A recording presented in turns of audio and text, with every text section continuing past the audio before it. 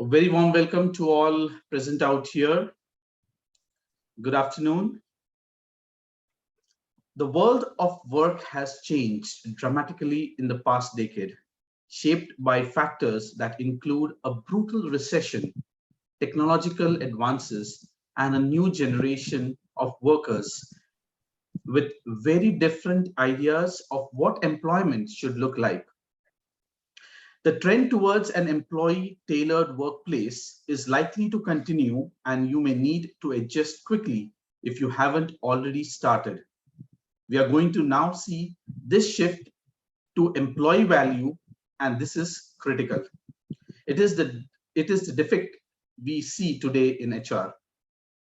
The HR of the next decade has to be more focused on performance and productivity, and that's going to require a seismic shift in thinking. HRAI welcomes you all to the session on Connecting the Dots, HR Today, Independent, Interdependent. To know more about HRAI and its event, I would request all our participants to kindly visit the link and details posted in the chat window. It would be great to have all the participants' feedback. We'll be running a poll before the Q&A session. Request all the participants to kindly give your feedback on the session. I now take the privilege to introduce our esteemed panel members for our today's webinar. Ridhima Wali, anchor, felicitator, communication coach, founder, and CEO at Naira Leadership Consulting. Ridhima has the expertise of grooming over 6,500 leaders across the context of manufacturing, retail, financial services firm, and insurance, among others. She is multifaceted personality with corporate exposure as well as live anchoring, where she has engaged with the likes of Soha Ali Khan, Piyush Pandey, Farhan Akhtar, Andre Agassi. At the corporate level, she has engaged with CEOs of firms such as Deloitte, Adani Connects, Yota Infrastructure Solution, Godrej, Oriental Aromatics. In a stint at Naira Leadership Consulting, she enables leaders to express themselves with clarity, conviction, and confidence, thus enhancing their leadership potential. You can also follow her on LinkedIn. The link for the same has been shared in the chat window. Our next panel member, Ms. Atulya Goswami, HR Director, General Mills. Seasoned HR leader, domestic and international HR experience with world-class companies like Procter & Gamble, General Mills, UPL, and Hero MotoCorp across FMCG, chemicals, and manufacturing sector. He has a proven track record of high impact results in various HR assignments in startup, sales and marketing, commercial, supply chain, and regional roles. His exposure in HR business partnering and HR leadership assignments towards scale up, scale down, startup, greenfield projects, mergers and acquisition, and core HR areas like talent acquisition and management, organizational design and effectiveness, and learning and development, compensation and benefits, and employee relations. He is an HR professional with a high inclination towards health and well-being, marathon runner and fitness enthusiast, inspiring people to make a difference to their productivity. He has been a guest speaker at top business schools like IIMs, IITs, and Symbiosis. You can also follow him on LinkedIn. The link for the same has been shared in the chat window. Our next panel member, Ms. Gauri Das, Vice President and Head HR, India Factoring and Finance Solutions Private Limited. Gauri Das is a strategic HR leader with around 16 years of experience in crafting and aligning HR strategies with business goals. She supports business leaders and individuals in driving performance and improving capabilities. She focuses on elevating employee experience by enriching careers, ensuring effective communication, and thus creating an employer brand. She drives the right culture in alignment and organizational values. She is a learner for life and business acumen, adaptability, resilience, and digital and data mindset defines her well. She carries wealth of experience with both startups as well as established organizations. Some of her achievements are HR 140, Top HR Minds of India, TAPI and Economic Times Young HR Leader, Top 70, WICA Luminary Growth, LinkedIn Person of the Year 2020, and CEO recognition. Passion with compassion is her mantra. You can also follow her on LinkedIn. The link for the same has been shared in the chat window. Now I introduce our panel moderator, Ms. Sindhu Kalyanasundaram, founder, Ignite Academia and Server Happiness. Sindhu brings in rich experience in organizational development and management consulting. Her experience spans across retail, banking, and financial services, loyalty marketing, FMCG, IT services, agriculture, manufacturing, engineering. Having worked across India and the United Kingdoms with GE, Nestle, Infosys, Cognizant, New Look Retailers, Athenian International, she is the founder of Ignite Academic and Server Happiness. She helps organizations enable enhanced employee happiness levels as well as effectiveness. She has worked with global audiences and culture. She holds a postgraduate degree in marketing and information technology from SP Jain Institute of Management and Research, Mumbai. You can also follow her on LinkedIn. The link for the same has been shared in the chat window. I now hereby hand over the platform to Ms. Sindhu. Over to you, Sindhu. Thank you very much, Peter. Imagine fresh green fields, a lot of birds, canals brimming with crystal clear water, and a lot of rain. And you must be wondering what that got to do with HR. It's just the scenario where I'm seated right now. And I believe this is the perfect setting for us to think about the days gone by, to reflect on the days to come, and also to contemplate on what we are here for today. I'm just on a visit back from a sugar factory. And what was so interesting about this entire industry was that the amount of context, the amount of content that they've taken from the sugarcane. And what really enlightened me was nothing goes out of the factory. It's all recycled. So whatever waste that comes out from the sugarcane is sent to the distillery, power is generated. So whatever comes in stays in and adds so much value.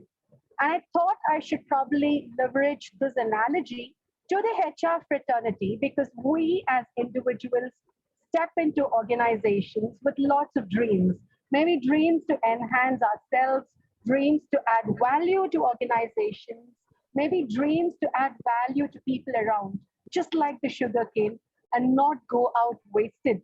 So my first question to Ridhima would be, like the sugarcane and like all our dreams, when we want to go ahead and add value, what do you think is the biggest challenge the HR fraternity is facing right now? Thank you so much, Sindhu, for putting that metaphor and analogy in such an eloquent way. I think very well explained. I think my perception would be human resources are at the cusp of managing diversity in a way that has not been seen before.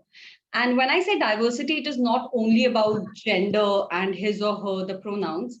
It's also diversity in age and experiences. So if we think about it, we are at a time when 66% of our workforce is Gen Z and Gen Y. And these people have very separate set of expectation in terms of their employer that they work with. So it's not that HR only have recruitment pressure, talent acquisition pressure. They also have the pressure of retaining and engaging this diverse set of talent, which are varying across ages. Because a Gen Y or a Gen X, as much as they're interested in your profit, they're equally interested in the purpose of an organization. So things like what an organization is doing for sustainability, for climate change, for diversity, equity, inclusion, all those aspects become critical more than ever.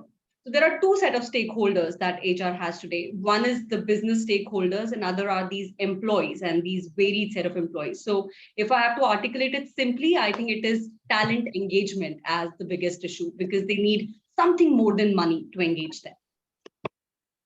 Thank you, Ridhima. I think that was a very profound start to the discussion. It's more like being a balance between two different stakeholders, yes, and yet keep them engaged to the levels that the best optimum to the organization. Let me ask the same question to Atulya. From your perspective, what do you think is the biggest challenge the HR fraternity is facing right now? So, first and foremost, a very good afternoon to all the people who are hearing us. Thanks for your time today. So, I think the challenge depends on which industry you are part of. It fluctuates. I would say, to a large extent, the challenge that we talk a lot about today is the Great Resignation. We've been hearing about it for quite some time. Uh, Again, depending on what kind of workforce do you deal with. So specifically, if you have to talk about the tech space or the niche skills or the areas where you're expanding on the digital roadmap, typically in that space, I think there's a war for talent. So that's clearly a space where a lot of HR folks have sleepless nights. A lot of work to be done to engage talent, going back to the point which Ridhima just mentioned. So that fits in very well. And a large portion of that is actually Gen Z and probably Gen X. So what do you do in that space to really customize your employee value proposition, or what should be your creative ways to actually attract, engage, and retain, right? So all the three pieces around the Great Resignation, especially in the digital space, I would say continues to be a challenge. Obviously, things can phase out over a period of time, but it has been around for a while. I would say that's one.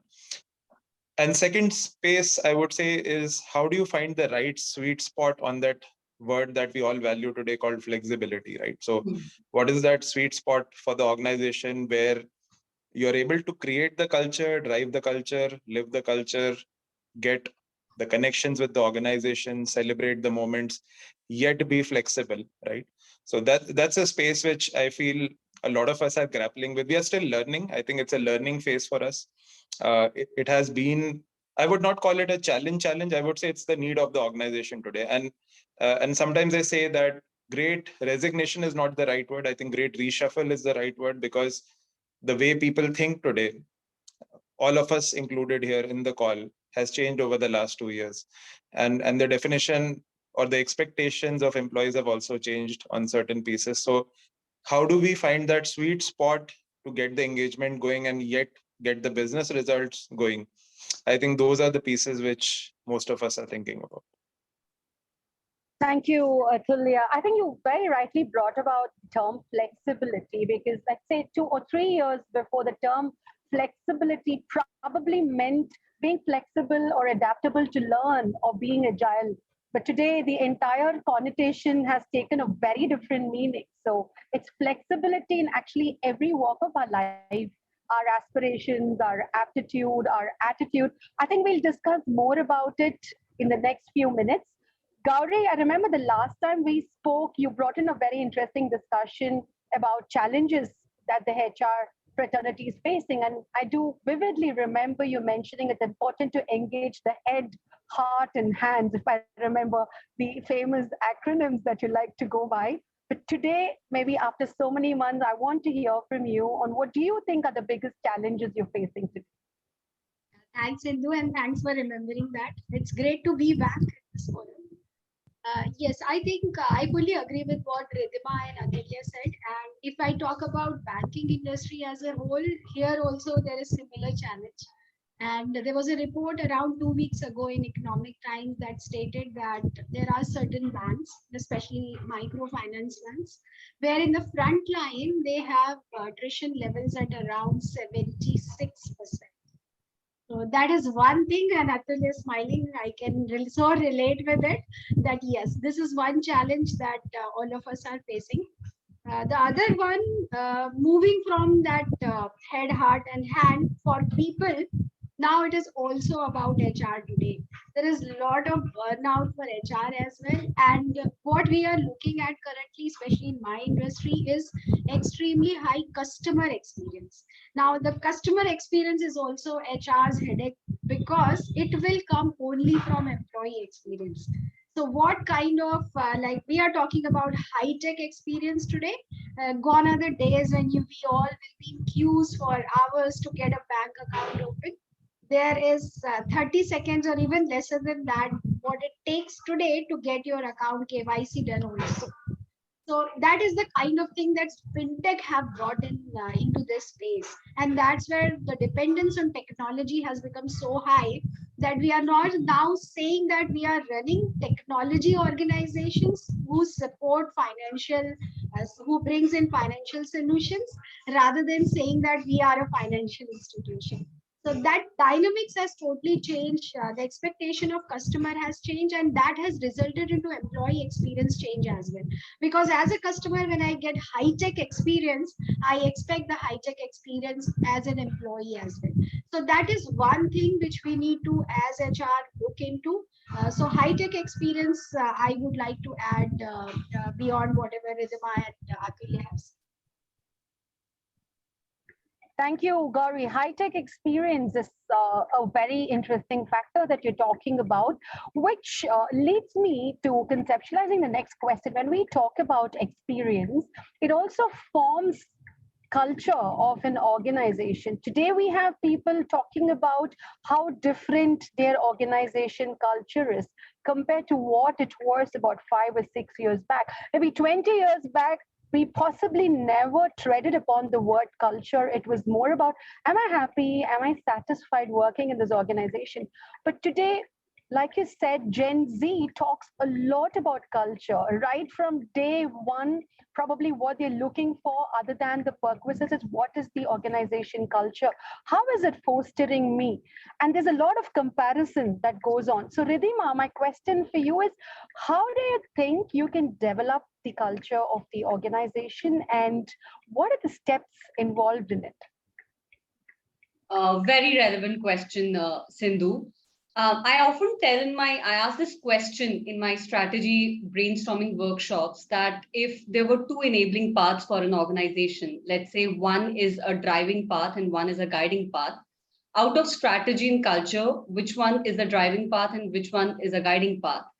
And most of the times I see wherever the top leaders have said that strategy is the driving path, the employees, and it's not a coincidence, it has happened because the top leadership is thinking like that away.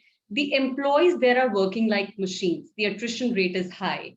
And in organizations where I ask, okay, out of which one is a driving and guiding path, and whenever the top leaders have unanimously arrived at, we think that strategy is just a simple framework. It will get implemented. But for that to happen, we need a very sound culture, set of people who believe in that mission, vision, and they'll make it happen.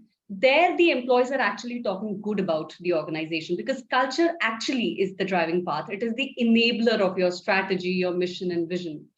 A simple thing how you enable is simply not creating those set of values. You often see accountability, transparency, keeping your word pasted on walls. But I think it has to go beyond walls into behaviors, which means when you say that as an organization, I innovate, in the last 6 months, have you taken any three fresh ideas from ground level? Have you taken anyone's feedback and suggestion? Or are you just shooting down people's ideas, saying that it's been there, done that, it won't happen? So the degree of fresh ideas you're infusing in your company. When you say you have to be customer obsessed, this is another value that has found a lot of resonance these days. To what extent are you going beyond your role to make sure you are helping customers succeed? I'm just giving you very simple examples. Or for that matter, when you say we as an organization want to build trust, to what extent are managers open to receiving feedback from their team? Or are they telling them, you can't give feedback to me because I'm 20 years your senior? Because I'll again go back to the same thing. Today, Gen Z, Gen Y, millennials, they are tech enablers. So you just can't work without their incorporation in your team. You need them for your relevance. So if you're shooting them down, then no matter what you've pasted on those walls, it's just meaningless. So I would say, to what extent are you really living those behaviors as top leaders, as people managers? That will determine the company culture that you are trying to build. Because as a employee, for me, my first organization is my manager. That's where my world begins. Yeah. Beautifully said, Ridhima. I totally resonate with you, because many times we see values being pasted on a wooden plaque on the boardroom, And then when people walk out of the boardroom, they seldom seem to resonate with different dimensions. Now, Yeah, especially when you speak about trust, which I call the pillar of the organization, there are different dimensions in which you can build trust. So it's not just about keeping the word, but it's also about being authentic, being seen doing what you speak, being empathetic, being approachable. And when you rightly said what is the guiding force, I believe it's really important leaders not only embrace the values, but also understand what are the different ways in which I can demonstrate the value. Because absolutely. different people are going to see me from different lenses, but they all should converge to the fact that I am a trustworthy person, right? Yeah. Brilliant, very nicely said, Ridhima. So that brings me to the next question to you, Atulya. So when we were talking about culture, somewhere implicitly, Ridhima was also talking about being consistent with the values of the organization. So, and if we have to be consistent, how do you think the HR fraternity can keep up with so many changes and new developments that are happening in the spectrum? So if the question is, let's first touch a bit upon the value part. That I think you asked $1 billion question on how to set the culture right. I hope everybody has that answer. I think it's a very difficult question. And values again is definition of what you stand for as an organization, right? So starts with your purpose and why do you really exist? So people connect with that, and people connect with what you're doing, why you're doing. They look for consistencies in the values, and I think we just spoke about that. And good organizations, or probably culturally strong organizations, are able to communicate those values through stories, very powerful stories of how they live it day in and day out, right? So one of my I remember one of the examples where one of the values was always human, right? And it got exhibited through um things happening on the ground during COVID, where the organization chose to use the sprayers which were used in the agriculture field for sanitization, which went beyond the business reason to going to serve humanity, right? To serve the situation that we were having, tough situation we were having around Mumbai, to do the spraying. So that was an example of always human values being lived by the organization, and they communicate about it, right? So those storylines is where people relate to it. Going back to your question, how do you if I'm getting the question right, we're talking about how do the HR professionals keep themselves up to date with latest developments? That's the question. Yeah, LinkedIn. That's probably the best platform, and that's that. I think if you're following it pretty closely, you will get most of the up-to-date information on what's happening in your world. Today, I saw an article talking about GDP growth of 13.5% in India. That's the most recent news. Uh, Growth versus last year. So all kinds of developments, and you have to look at it holistically. So HR leader is a business leader at the end of the day as well. So is supporting the business. So most of the information, at least from my personal experience, I can talk about, comes from that platform. I get a lot of information there on what's changing, what's happening, because most of the topics which are, I would say, the trending topics, they get discussed there. So the ones which immediately come to my mind is quiet quitting is something which is, getting discussed these days, or if it was the Great Resignation, or moonlighting is something I'm hearing these days. So most of the developments you will get there. I also look at HBR articles, and most of these links you can actually find on the same platform, so they redirect you to all this material. So that is one good single source. And beyond this, being part of various associations, the networking platforms, I think that is something which is also very helpful, because when you talk to, like, four of us talking here today and 10 of us hearing us, we are going back with a lot of knowledge, and quite a lot of information which we can use in our day-to-day lives, and also network at the same time. And we get to hear the same, in some cases we get to hear about a reinforcement that, hey, this problem is not only for me but for the other industry as well. And sometimes we pick up a best practice and say that, hey, this is something I can implement in my organization, probably it's a best practice. So I think those are the those two pieces strongly advisable to look at. I would say LinkedIn as a platform, and networking events. It could be SHRM, it could be multiple forums one can look at. Thank you, Atulya. And I think we ourselves stand testimony to the fact that many of us have probably never met each other in person, but when we see each other or meet each other, we speak as if we are long lost friends. And I think that's the kind of connection that we are now building over these days. The second one that you spoke about was the HBR articles. Again, a great source of information. And we actually find a lot of training forums referring to these articles and transmitting knowledge these days in the absence of having face-to-face meetings. That brings me to the next point. You did mention about flexibility. And so my question to Gauri is, we spoke about culture. We're also now speaking about new modes of learning and keeping ourselves up to date, which means a lot of things have changed. A lot of things in the workplace has also changed. We're speaking about the hybrid working model. We're also talking about few of the companies who may never go back to having employees back in the workforce. So how are you as HR, how are you coping up with this new model?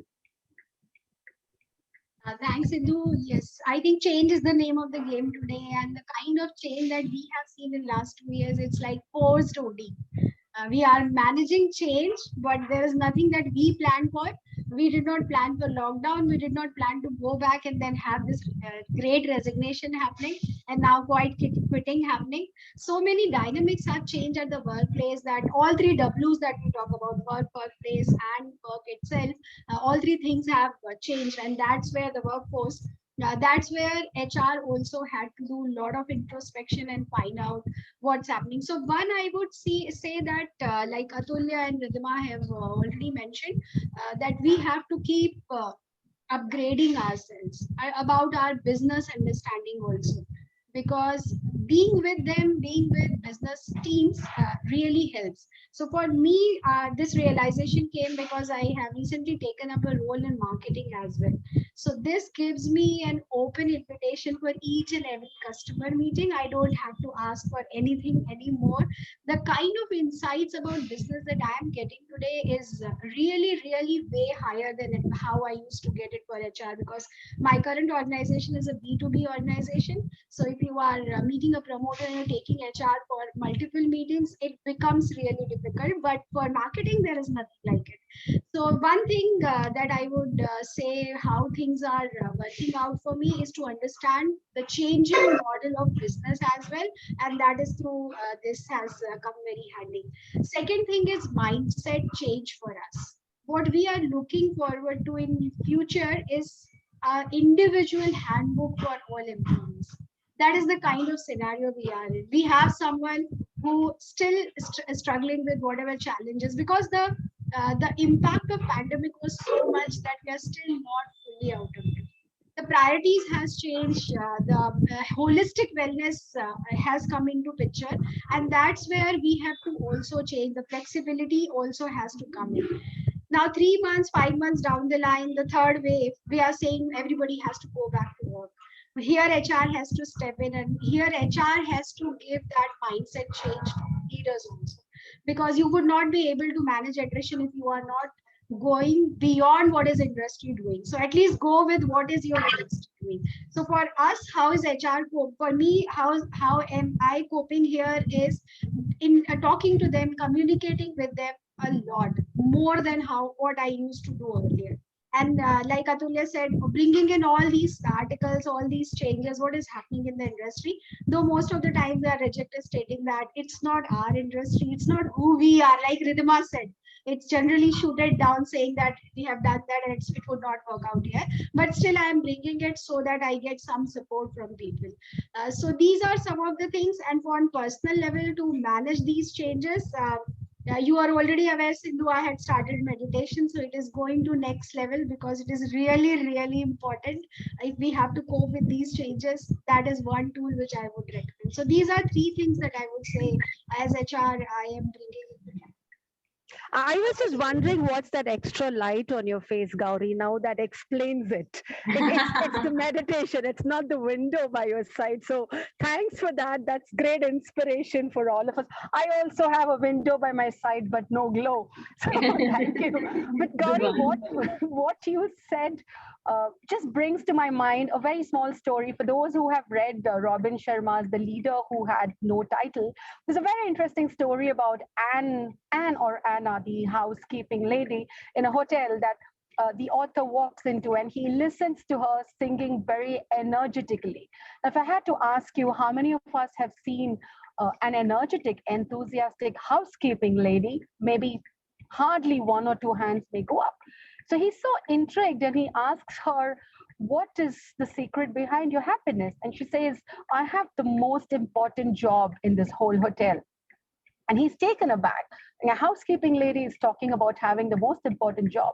And she goes into details of talking about how, when she does her job in an impeccable manner, how it's going to keep the guests happy and how that's going to enhance the reputation of the organization, or to go several steps higher, how it's going to enhance the international rankings of the hotel.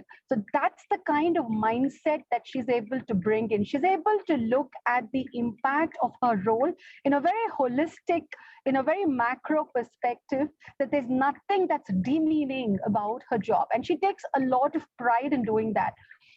So when I was thinking about this, what comes into my mind is, what sort of a HR manager was she having? Or what kind of culture or what kind of policies was that hotel implementing, that someone there takes so much of pride in organization? Someone's reskilling, someone's upskilling themselves. So Ridhima, my question to you is, when we look at all these factors, can you tell us why reskilling and upskilling is very important, especially today? Again, a brilliant question. And I think because I'm the first one to answer, there is a lot of cause and effect linkage between what I said previously. Sindhu, see, we have to understand that there is fundamentally a shift in the age bracket in the workforce today. So today, it's not about that I want to be in a company for a gazillion number of years. Even if I'm in a company for 2 to 3 years, or that life cycle has become 1 year for these Gen Z and Gen Y kids, they want to ensure that as much as they're giving to the company, they get back from the company too.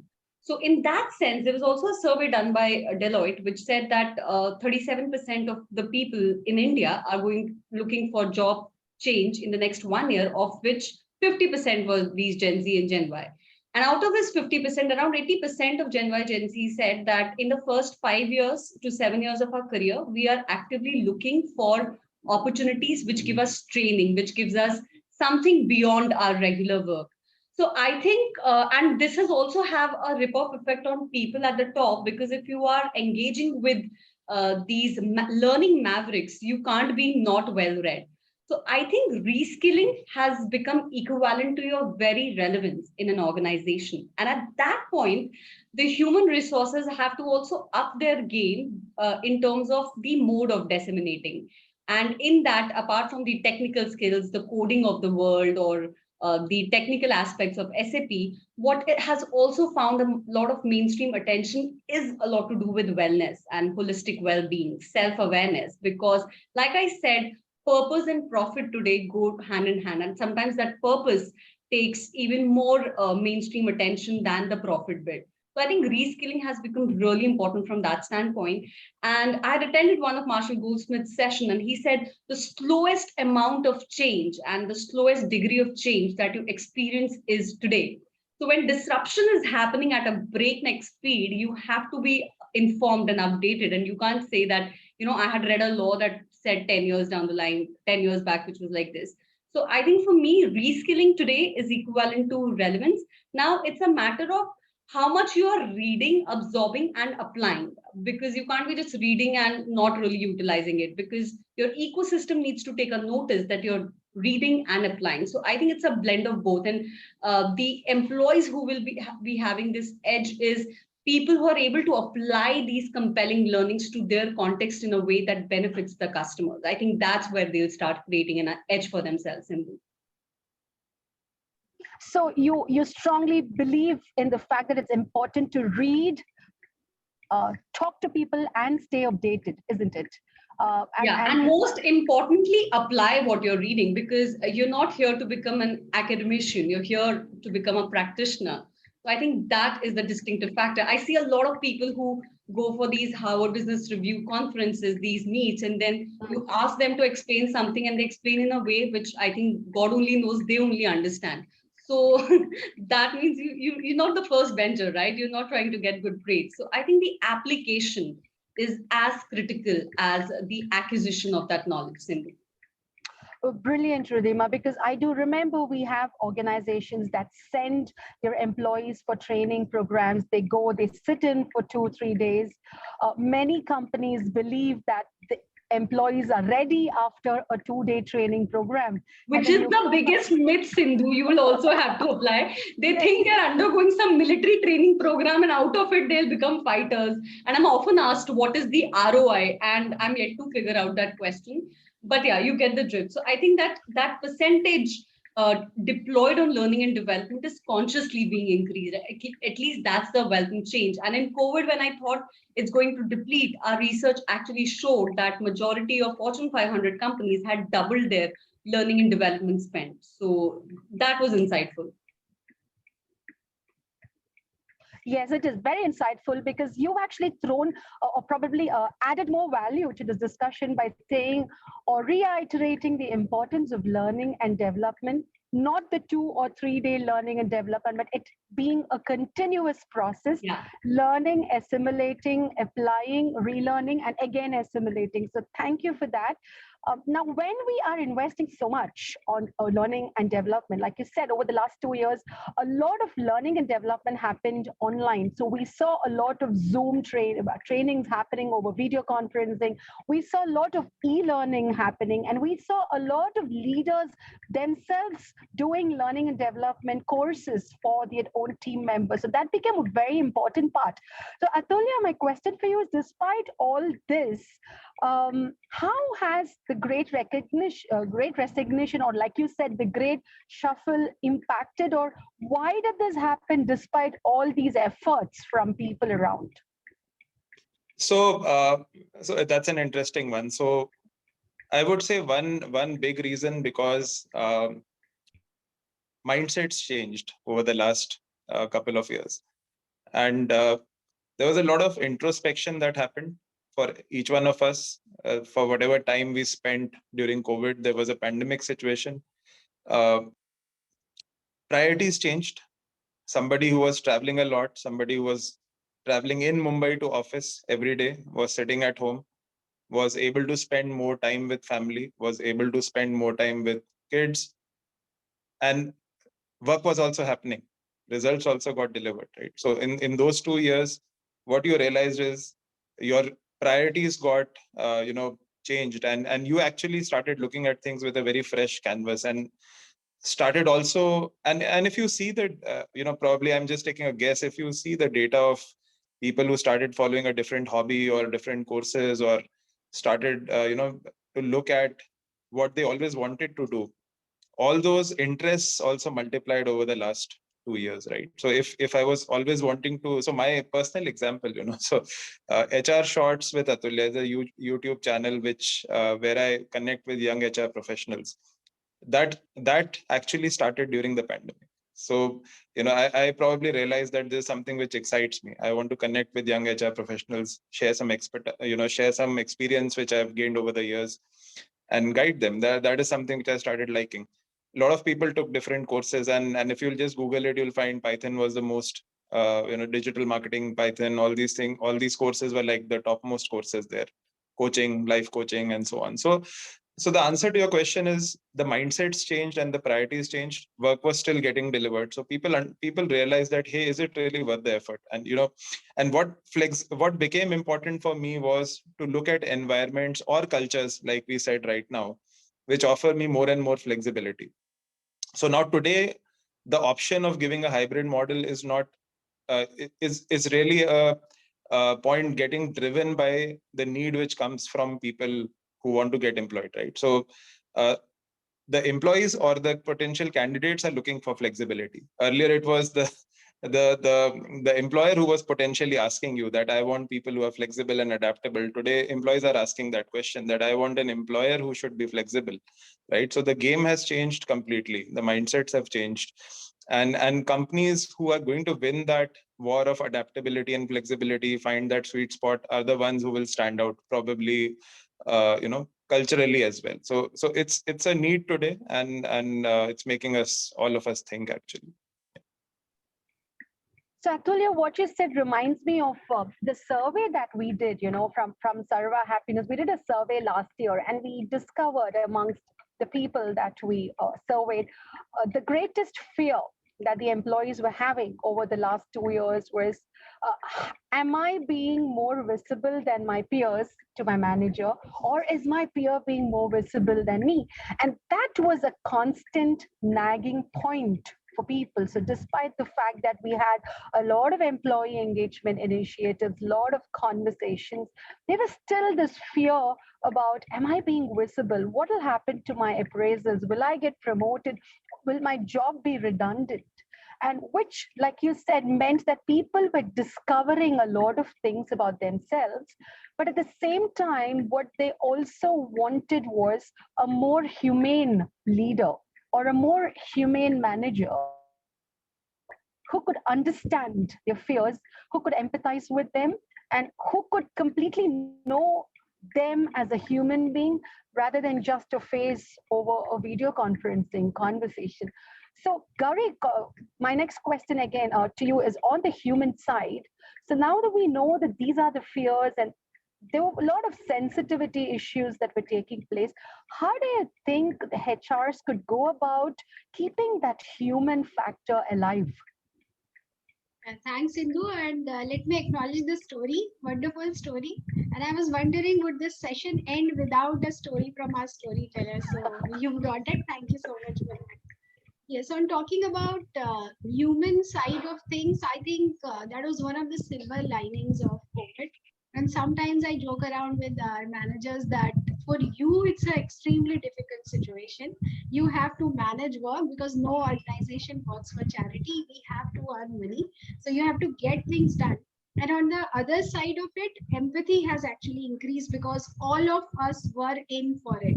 So we have all seen these challenges, faced it, and we know how it feels. So that empathy has increased for people. So they are now struggling with it because expectations have increased so much. So if we look at day-to-day examples, now if you are saying hybrid, people are saying, can I work only once in a week to office? Or today there is something like this whole week nobody would go to office because there is Ganpati festival in Mumbai.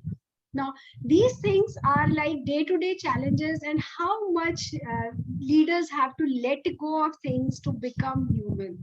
But that is need of the hour because if we do not do it, there are lot many other options. That is one. Then number two, people have realized importance of it in their daily lives also. It's not only to show off or it's not only for attention, but yes, that is the biggest reason because any change in business comes only when there is a business case for it. So there's a very strong business case here and it's happening. But otherwise also people have realized that this is reality for today. Another realization is that kaam to ho raha hai. If work is happening, then I do not want to trouble anyone. So that is another thing. So bringing out these points, HR is enabling managers and guiding them that this is how you can take decisions. But yes, I must say, and I must admit this, there are situations when I don't have any solution for questions of people. One is doing this, another one also wants to do it. Can you do it for the whole organization and rest of it? So there are questions which are unanswered today. I am learning as we go by in the new system. But yes, these are some of the things that are really helping. Another point there are people who really do not want these things. And they are pushing by bringing the other side of stories. Like just now, TCS said that they are bringing back people. So now the question is, if technology companies are bringing back people, why not us? Or why not the whole thing? And the engagement is going down. So there are people who joined the organization during COVID and they left during COVID, they got to know only one or two people in the organization. So that engagement level somewhere it is weakening. I would agree to that. So I think there are no solutions completely for all the questions, but letting go is one thing which we are learning and which is really helping. And I think looking at human side of things, having that empathy, which we have developed very well in last few years, applying that, I would say these would be some of the answers, but these will work only if HR is assertive. And if you are not able to open your mouth in front of business, nothing is going to happen. You will not be able to bring that edge of human resources in business. So I would say understand the situations, bring in data, understand the business, how business will impacted by one request, and how you can bring in a solution for that, and then tell managers that this is how we can solve this situation. This would be this is how I am doing it. Thank you, Gauri, and more so because you are the people function. And many times people look at HR as being representative of them, which means there is an added pressure on HR, isn't it? So you got to represent us, or why didn't you speak on my behalf? Why didn't you represent what we are going through? So these are intrinsic pressures that you have to go through. So let me now ask my favorite question. I open it up to the panelists. So all the three of you, we would like to hear this from all the three of you, but any of you could go in first. Something that I've been asking a lot of people. So today, after 2 years of lockdown, and we are now embracing a new working model, new ways of working, can you name the top 3 values that HR as a fraternity should demonstrate in their respective organizations? Top 3 values. Anyone, any of you could go in first. Can I just talk about a couple of them? Sure, please. So I think the role of HR remains the same. So there's a lot of debate around, how has the role of HR changed with future of work? I think the role, the basics and the foundations remain the same. They don't really change here. So, one element which, going back to the previous question, which potentially changes is reskilling of HR folks also, because, while we are talking about future of work and all the elements on flexibility, HR also needs to know what needs to be done differently. And you should be okay to learn over a period of time. There's no harm in admitting this in a forum that we are learning as an organization as things unfold, right? So that's been the typical messaging. On the value front, I think integrity remains number one, clearly, because integrity both from how you represent the employee and how you represent the employer, because I think HR is the most interesting job in an organization, because you have to find the sweet spot and you have to really not take sides and do the right thing. So I think that value to me becomes a very, very important value. And sometimes businesses may get it wrong, and HR has to really show the mirror and say that, hey, this could really backfire. If we don't have a simple example, if the job can be done, let's say remotely, and there's a reason for us to be flexible. If you're not being flexible, we'll never be able to attract talent, or we may not be able to retain talent. And business may have a point of view saying that the work is not getting done, but then the answer is the work is getting done, right? So why can't we take those calls? So showing that mirror at the right time with that right balance of business and people, I think that to me is a number one foundation from a HR perspective is what I would talk about. The second piece I would say is care for people. This is a very, very important value now in the current context. And whether we talk about quiet quitting or anything else which we just spoke about, these things are going to multiply if we don't have the right culture in the current setup, right? So quiet quitting was probably potentially could have been lesser in a face-to-face environment, but in a remote environment, people are hiding behind cameras. These things can just multiply.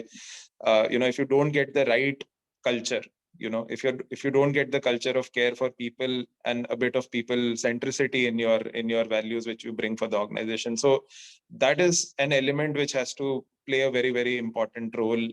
And third, I would say, is to react quickly to change and be ready to change the change if required, because you'll have to learn on an ongoing basis. And it's very difficult to be predictive in the current situation because things change every day. But change with the change and be ready to change the change. I think that's how I would put it. Yeah.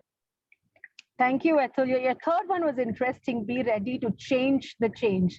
And that, I think, calls for a lot of courage and to say no to a lot of pressure. So brilliant. Thank you very much. Who wants to go in next? If I can. Yeah, Sure. Yeah, so because it's connecting with what you said, for me, the first value would be courage. Because as HR fraternity, I've seen people not speaking up because of whatever fears, and there can be a big debate around this. So courage would be first important thing, because we have to represent both sides, both business and employees, and things are changing very, very quickly. Second would be open-mindedness, because we are changed by the policies. Those were written many, many years ago. The rules are, the laws are still the same, but at least policies can be changed.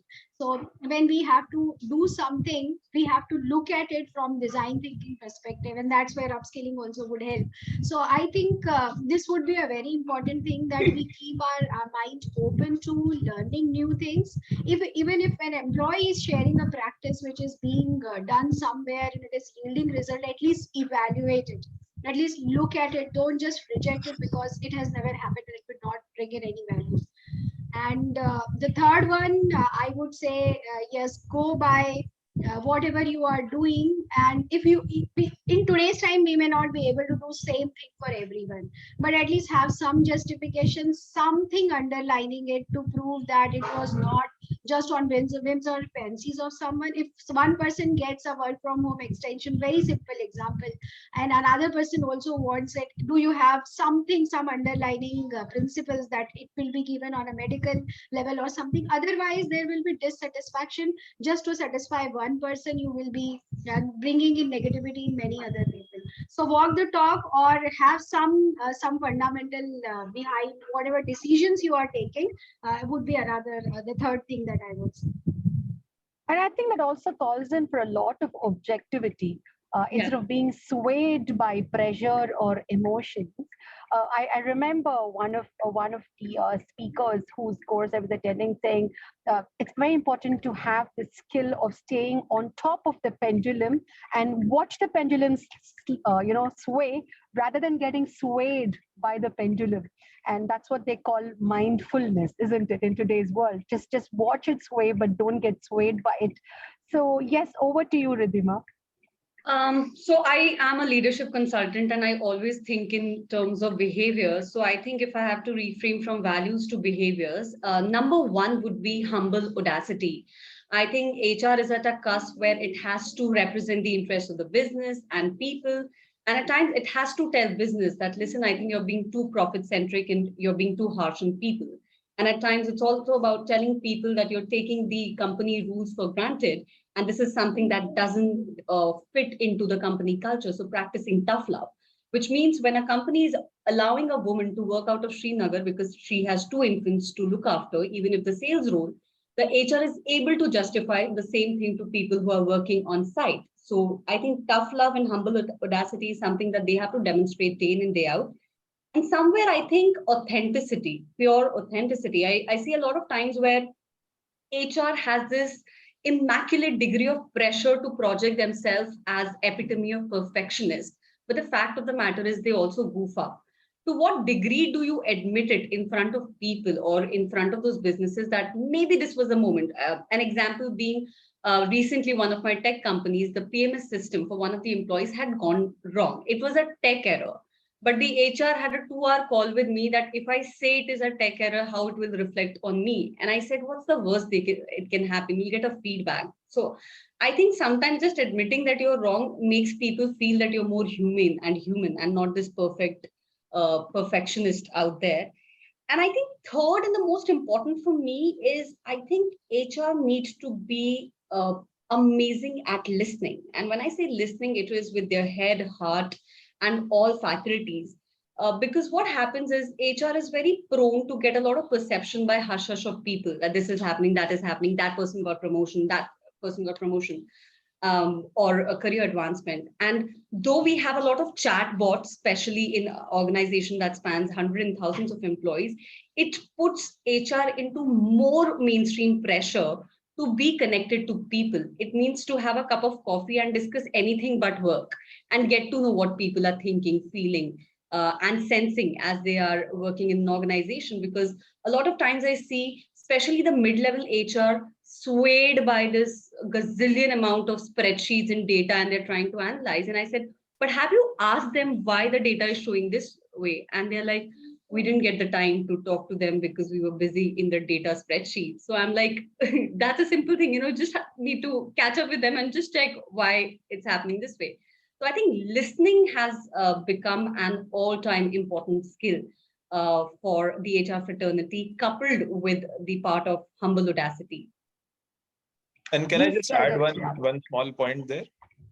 Yes, please. So that's an interesting one. So you talked about the middle management in HR, and we keep hearing that middle is where we tend to struggle, right? So top knows what to execute, and bottom knows the how to execute, but it's the middle where we lose that. And if middle is not listening, and I actually agree with whatever Ridhima just said. So if they are too overloaded and they don't have the bandwidth to listen, which is actually one major portion of how people think, then God only knows what interventions we are going to drive, and are we really driving the right interventions if we don't know how the organization is feeling, and what they actually want from us. Yeah. Yeah, thank you. I completely agree on the listening part that you said, all the more now, because we hear a lot of people saying someone's not answering my call, someone's not responding to my emails. I sent her a LinkedIn request, but she's not responding, but I see her posts everywhere. So the way people can perceive our words, our gestures, and our actions can be completely different from what we intend to portray. And Yes. that many times can cause a lot of misunderstanding and disruption in relationships. So thank you so much. I think it's been a fantastic discussion with Ridhima, Atulya, and Gauri. And the rain started again. So I think that's a good harbinger for the day that lies ahead. But we started off talking about the biggest challenges that the HR fraternity is currently facing. And we then transitioned into how we could go ahead and face these challenges, why reskilling, why upskilling is very important. And as you rightly said, learning, assimilating, implementing, and then continuing to learn, and how great resignation has impacted the mindsets of people. And again, like Gauri said, what are the different steps that you are taking in organizations to ensure that HR is the people function and you are the representative people. Thank you so much. It's been fantastic interacting with all of you. So before we conclude, I would like to hand it over to Peter. I think Peter has a poll to run before we conclude. So over to you, Peter. Yes, thank you so much, Sindhu. Would request all our participants to kindly respond to the poll that we'll be raising right now. Kindly share your feedback on our today's session.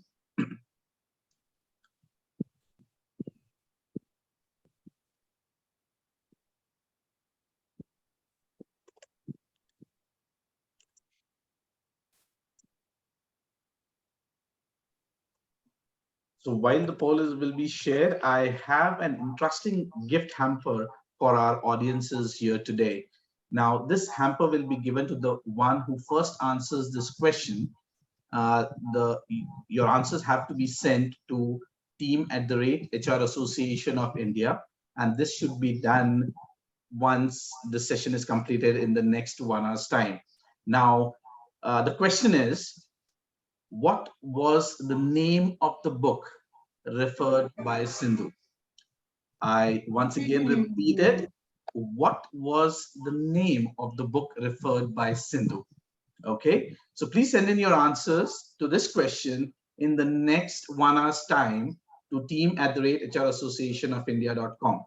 Okay, great. Thank you, Sindhu, for taking us through this enlightening session. Great insights shared by Ms. Ridhima, Mr. Atulya, and Ms. Gauri. To all those who wish to share, learn, You can also access the recordings of our today's session on YouTube, link shared in the chat window. This link will be live after an hour, though. So before we conclude with our today's session, we would also want to thank all our association members, that is Keisha, NASCOM, COE, TAL Group, TAV, LinkedIn, Local, Ahmedabad, and India for supporting these HRAI events. To know more about the associations, request you to kindly visit the link provided in the chat window. Do join us next in Connecting the Dots session on the topic Attrition Control, Play of Health and Wealth on the 8th of September 2022 at 3 p.m. Indian Standard Time. I request you all to kindly register for the event at the link mentioned in the chat window. See you soon. Stay safe, take care, and bye for now. Thank you so much. Thank you, Sindhu. Thank you, Atulya. Thank you, Gauri. Sindhu, you were fantastic. Thank you for those insights, Atulya. Thank you. I'm just wondering what would have happened had I mentioned the name of a book in Swahili.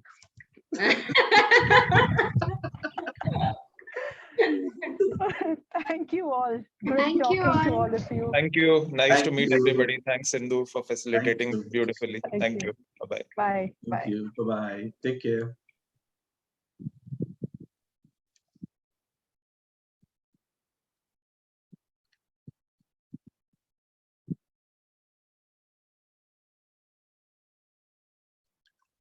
Thank you, Faisal. We can hereby conclude with today's session. Sure.